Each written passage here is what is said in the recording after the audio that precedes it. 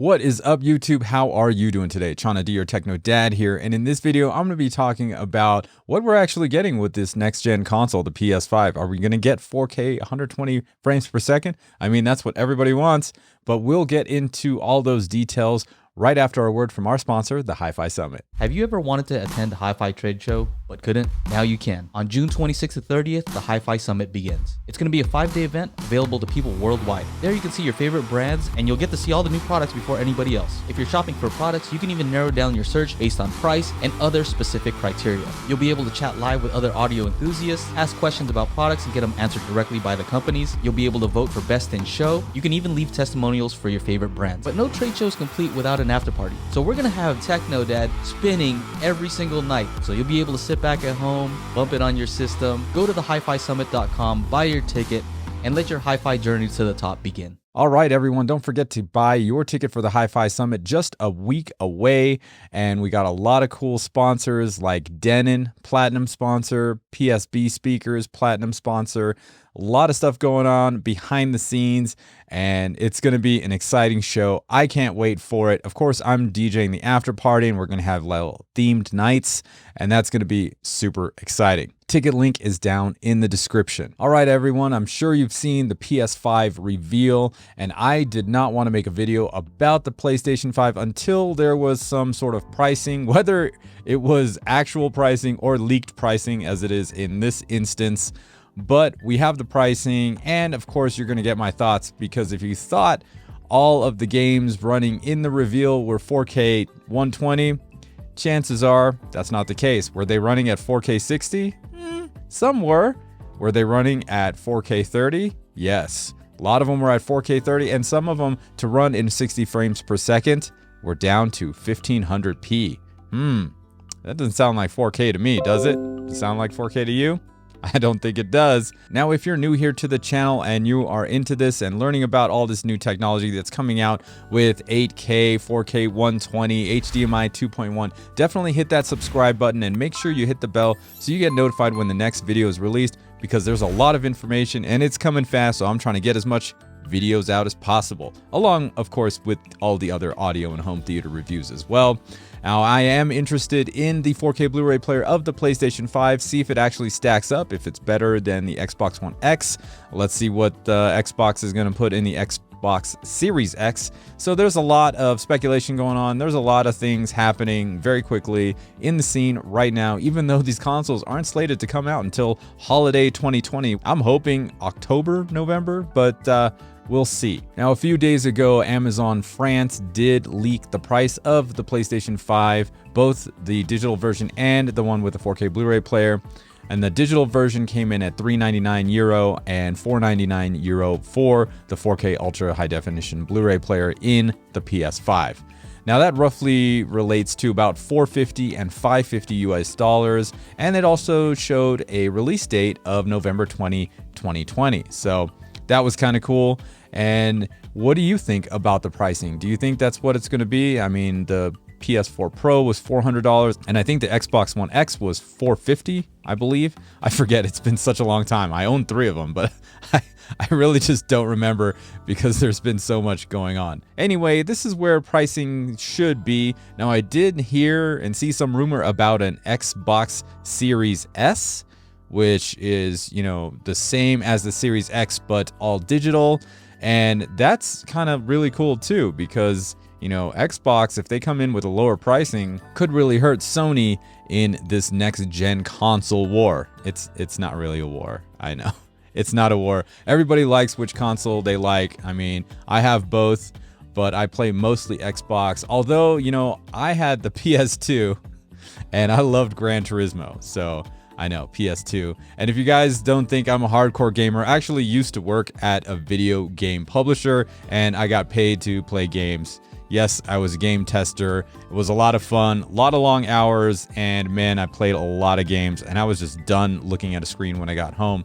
But I worked on a lot of cool games, so that was fun, and I have plenty of experience with a lot of these consoles, especially the developer kits. All right, let's get back to the PS5. Now, I will probably get one just to check out the 4K Blu-ray player, see if that stacks up and is better than the Xbox One X or the Xbox Series X. Let's see if those are even different. Who knows? Those players might be exactly the same. Now, let's move on to the topic at hand, 4K 120 frames per second, because I know a lot of you guys have a lot of things to say about HDMI 2.1 ports on the LG TVs in 2020 being nerfed down to 40 gigabits per second instead of the full bandwidth of 48 gigabits per second found on the 2019 LG TVs. And a lot of people are like, well, for gamers, we want 4K 120. The new Denon AVRs only have the one 8K 4K 120 frame per second input. So there's a lot of stuff going on, and I think what we need to do is be realistic here. Right now, we are lucky to get 4K 60 frames per second in these consoles.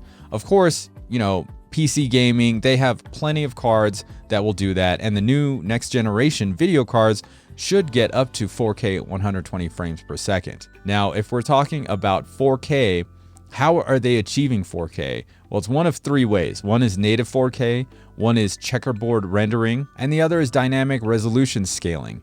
Now, there's a great article about the PS5, and the headline reads, more games during PlayStation 5 reveal ran at 30 frames per second, a few at 60 frames per second, and some of the PS5 games had dynamic resolution at 1500p just to hit 60 frames per second. So what does this say? It's all about, like, are you guys wanting to upgrade? I know a lot of you are itching to upgrade your TVs and your AVRs, for next gen consoles. But what really is next gen? We'll get into that in a minute, but let's check out what actual games were in 60 frames per second that we saw in the reveal stream or trailer or show, whatever you want to call it. So right here we see Ratchet and Clank Rift Apart at 30 FPS, and that actually looked really good. So, if they're upping the resolution to get maybe a native 4K resolution at 30 frames per second, I thought that one was an actual standout in the stream. It's surprising it is at 30 frames per second, but maybe that's with the ray tracing on, because that's one of the biggest features on both of these new consoles is ray tracing. And if you don't know what that is, that's like having, a reflection on the ground. Like if there's lights up top on a building, then they should be reflecting on the ground. Or the best is like Gran Turismo, because you got all the reflections of everything, the mirrors even reflecting in the body of the car. You've got glass on the cars, and there's, the sun, the whatever, it's all reflections like it's actually happening and you're right there. So ray tracing is one of the cool things. I did hear you can get 4K 60 if you turn ray tracing off, which is kind of lame because that's one of the best features, I think, of these new consoles. Now you can see on this list all the games here that are at 30 frames per second. Horizon Forbidden West, I think that's a big game. I loved Horizon Zero Dawn, and I called it Horizon Zero Sleep because I was just like, oh man, let's get to the next checkpoint. Let's do this next little adventure thing. Like, it was super addictive. I loved it. And it is running at 4K 30. Now moving on to the 60 FPS games, and one of my favorites, Gran Turismo 7.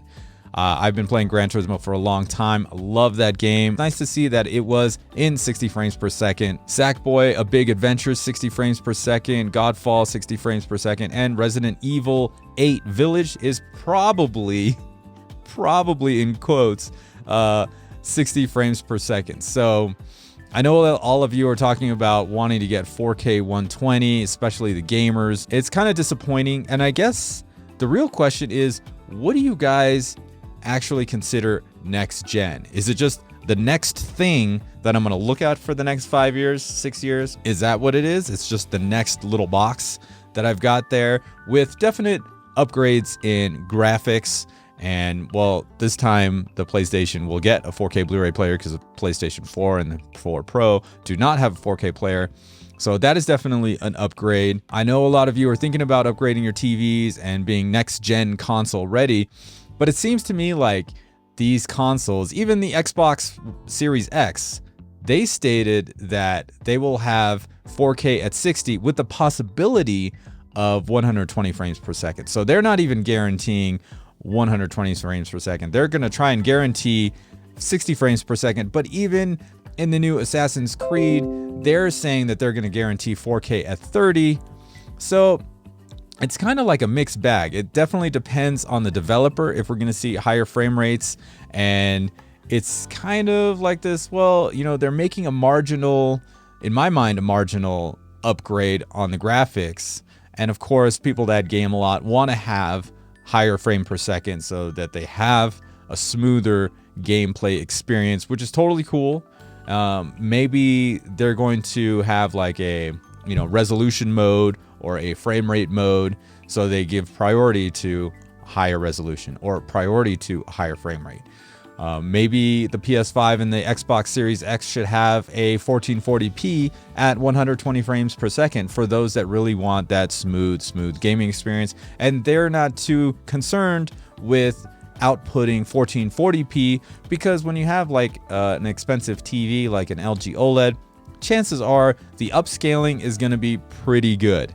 Like, it's going to make the game look good regardless of if it's actually at 4K or if it's at 2K or if it's at 1440p. So, those are also things to think about. So definitely be wary of the hype train with these new next-gen consoles, and make sure that you don't spend a whole lot of money and then be disappointed when you thought you were getting 4K 120 gaming with the new consoles and a new TV and a new AVR, and you're not. It's a very expensive endeavor.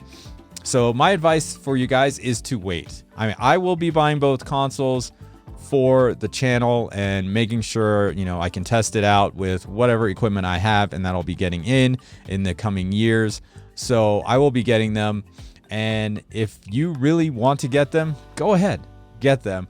But make sure you have the right mindset. Digital Foundry has come to the conclusion that a lot of the games on the PS5 are going to be at 4K 30.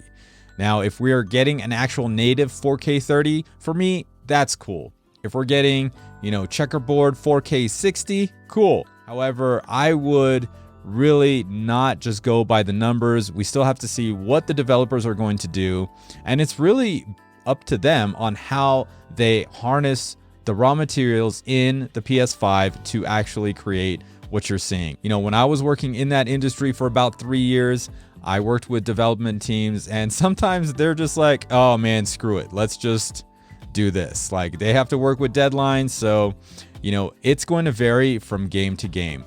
But for majority, these A+ titles like Gran Turismo 7, it's awesome if that is actually going to be 4K 60. And then on the Xbox Series X, they're going to have their Forza, they're going to have their Halo.